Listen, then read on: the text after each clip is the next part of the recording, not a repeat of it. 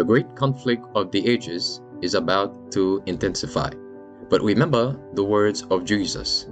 In me ye might have peace. In the world you shall have tribulation. But be of good cheer. I have overcome the world. Would you like to know how to exercise courage and fight the good fight of faith? Listen to this devotional. Conflict and Courage, a daily devotional by Ellen G. White. Marrying and giving in marriage. In the days that were before the flood, they were marrying and giving in marriage until the day that Noah entered into the ark.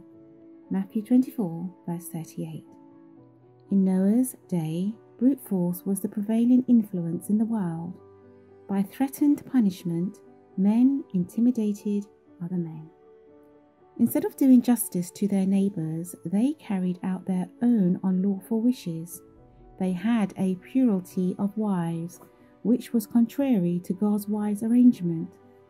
In the beginning, God gave to Adam one wife, showing to all who should live upon the earth his order and law in that respect.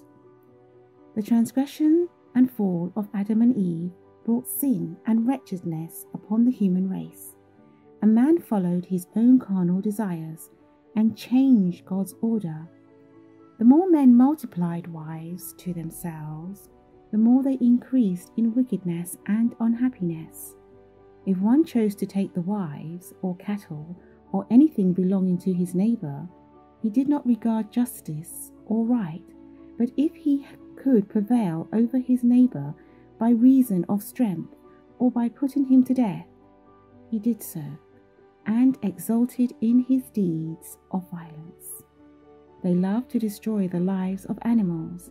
They used them for food, and this increased their ferocity and violence, and caused them to look upon the blood of human beings with astonishing indifference. The descendants of Seth were called the sons of God, the descendants of Cain, the sons of men. As the sons of God mingled with the sons of men, they became corrupt, and by intermarriage with them, lost through the influence of their wives their peculiar, holy character, and united with the sons of Cain in their idolatry.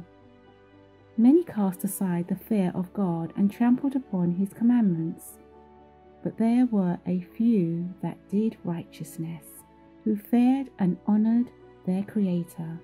Noah and his family were among the righteous few.